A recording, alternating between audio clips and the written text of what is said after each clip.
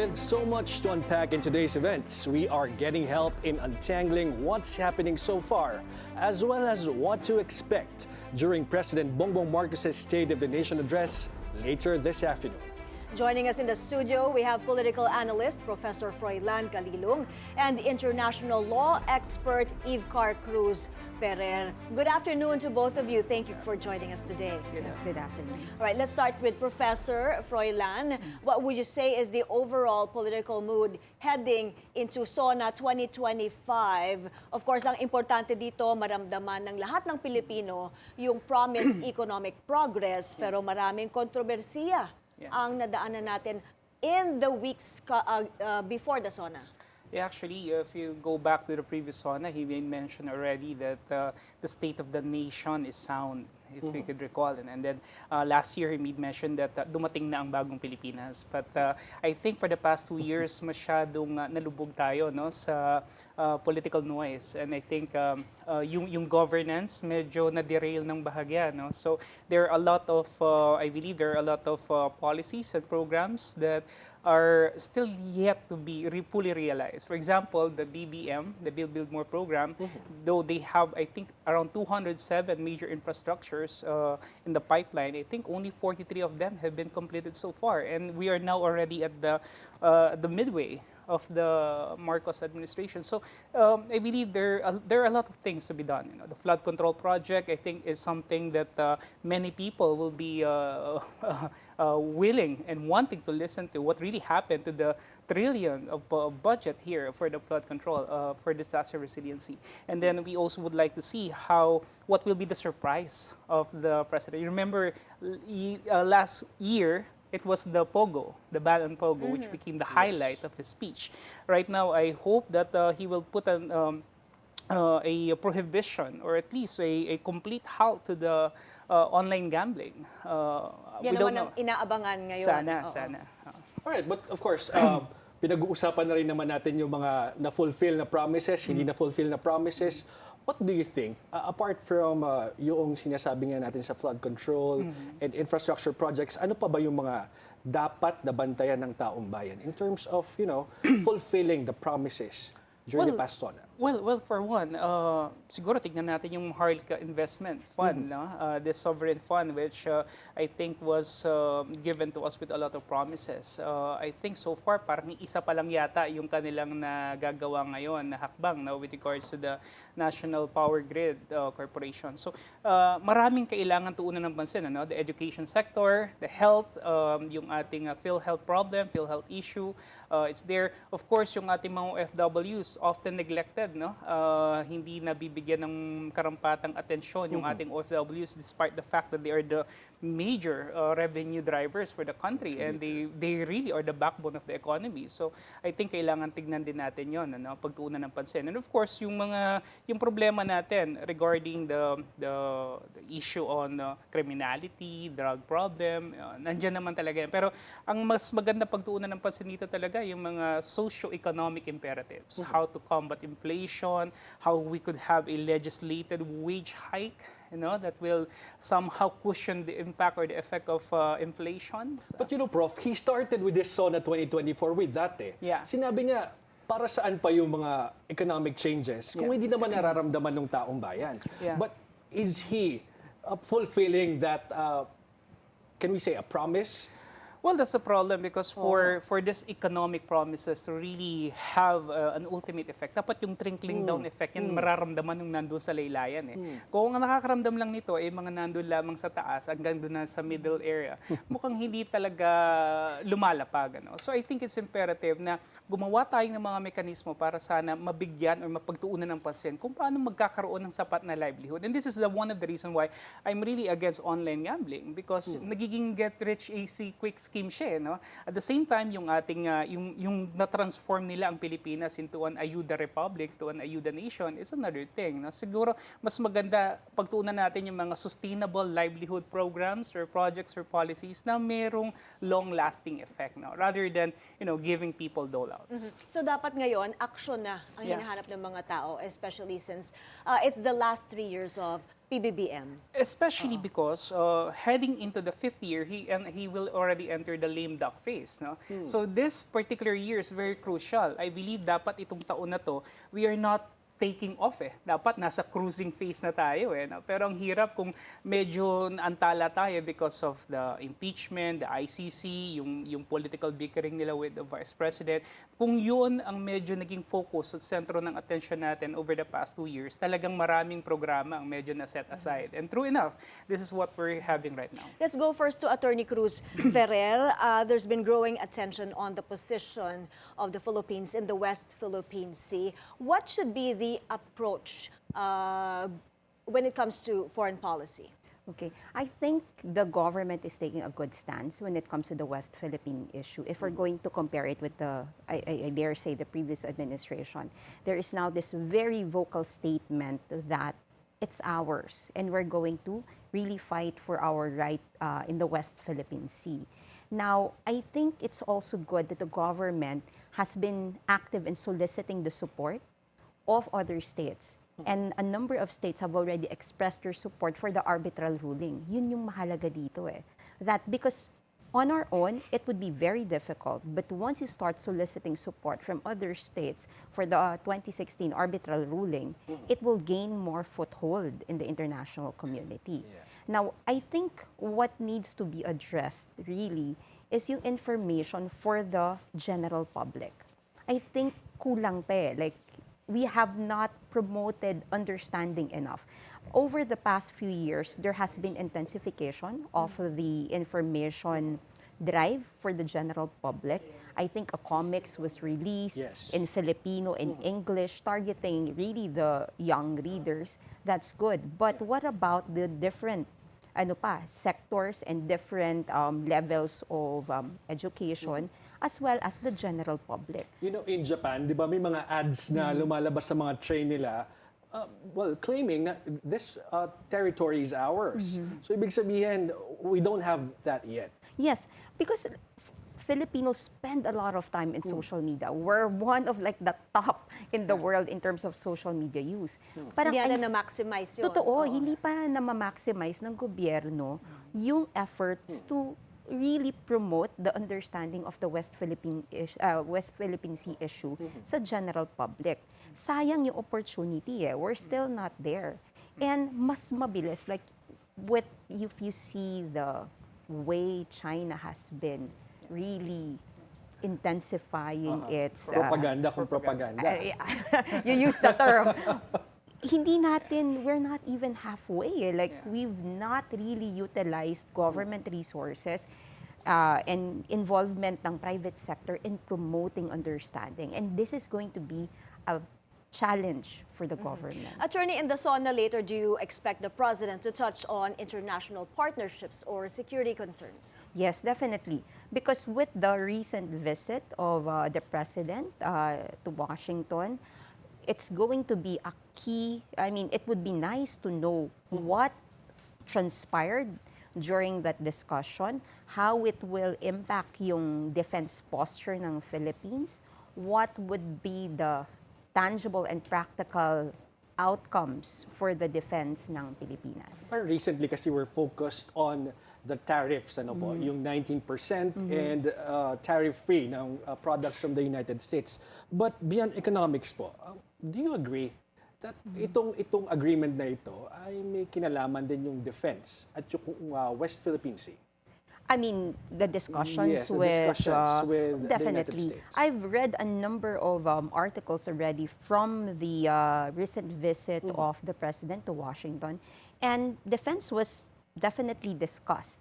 Now, what would be interesting is what kind of commitment was given by the U.S., the tangible ones, because first, you support some mutual defense treaty, that's one. Now, when they've expressed support for it, in what ways are there specific tangible programs that has resulted from this? Kasi lagi natin naririnig yung ironclad commitment, no? But as you said, what are the tangible commitments of the Exactly. United States. Exactly. All right. But another thing po, pinag-uusapan natin ito because sabi ni President, ini-invite na si President Trump dito sa Pilipinas as we host the ASEAN Summit next year.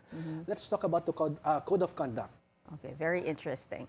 Is it possible that we'll be having a Code of Conduct in the South China Sea next year? Okay.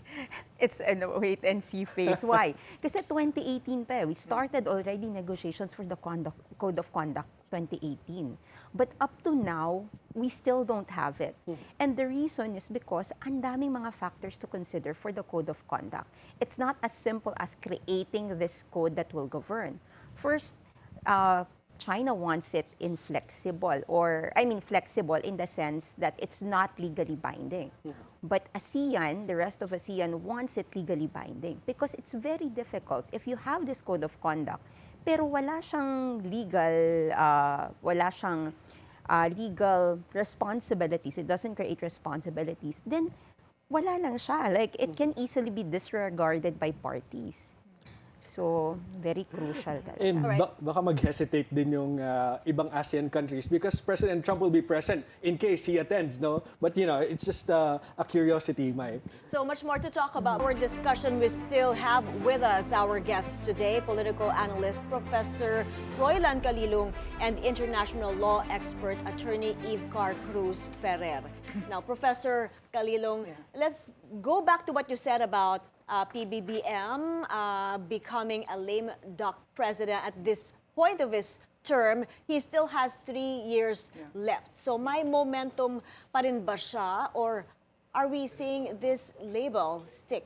Well, let me be very clear about this. Okay, I'm not saying that today or this time is already the lame duck phase of the presidency of President BBM.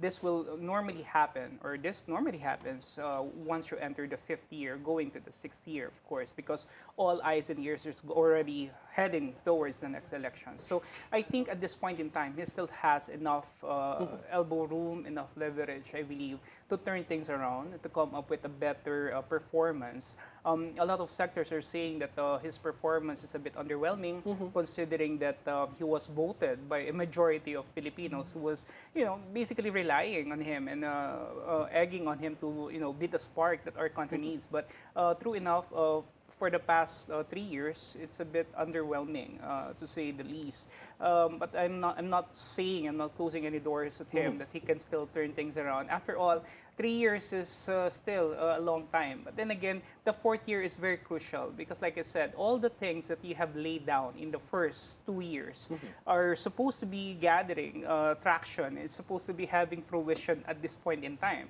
But then again, if we are just in the process of planting the seeds of growth and development at this moment, I think it's going to be very hard to see that come the 6th year. So, as a leader, what I mean is that he needs to really, be more accountable.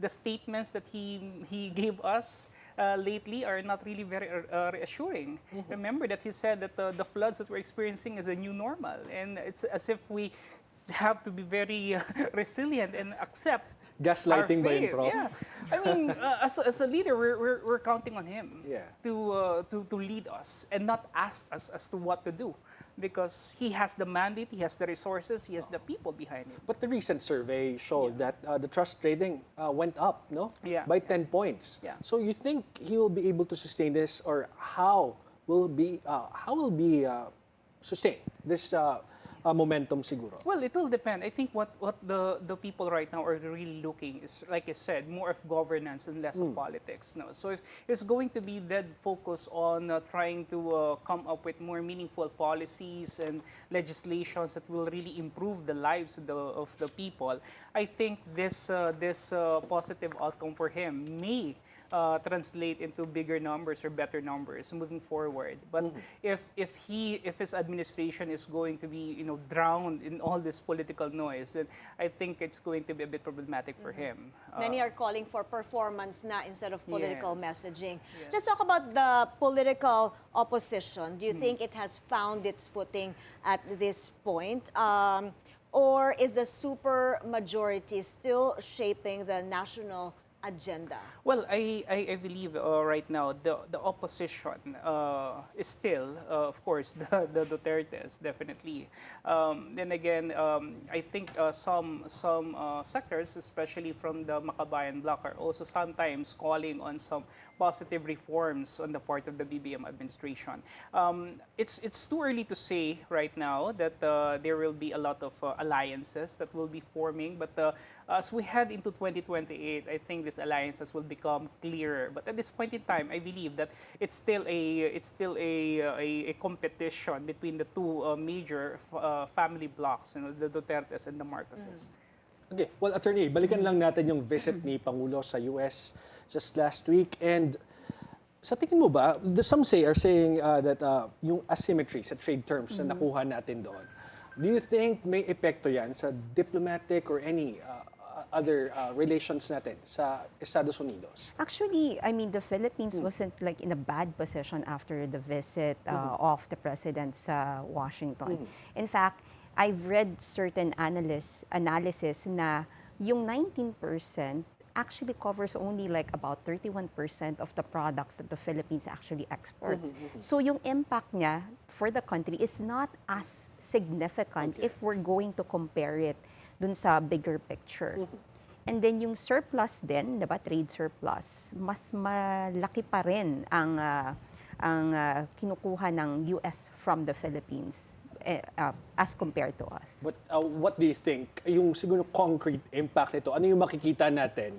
Kasi yung tariff-free, sinasabi sa automobile, some weight, and pharmaceuticals. Sa tingin mo ba, wala naman tayong automobile industry dito na dito ginagawa, or maybe meron pa rin, pero Japan. But how about in the agriculture aspect at saka sa pharmaceutical?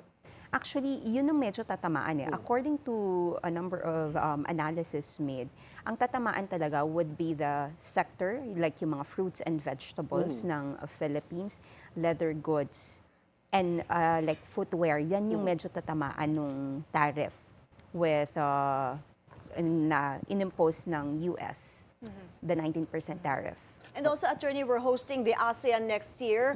Ano yung mga gusto mong makita in terms of clear goals and programs? That is actually interesting. 2026 is a big year for the Philippines dahil chair tayo ng ASEAN. Now, the primary goal here is really to come up with a code of conduct. So as we were discussing earlier, maraming factors to consider eh. But having that code of conduct that is legally binding, yun sana ang maging primary goal natin. It's now a question whether China will agree to a legally binding code of conduct.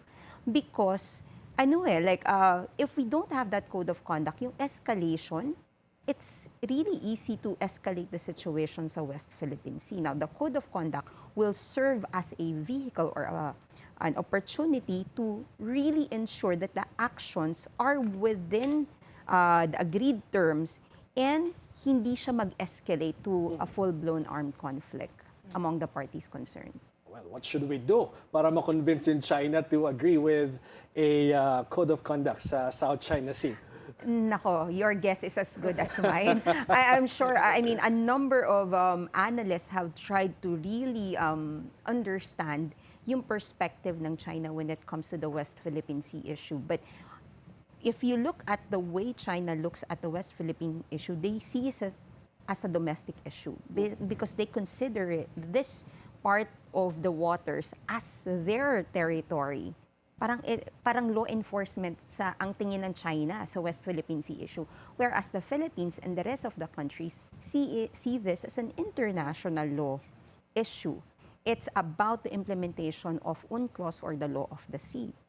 And we are insisting on that. And it's good talaga that the Philippines, as I've mentioned earlier, has really been very vocal and strong in gathering support from other states to support the arbitral ruling. All right, we're reaching the final stretch of our special Sona coverage, but We are still on Sona 2025, the nation's agenda. Billionaire News Channel's coverage of President Bongbong Marcos' State of the Nation address.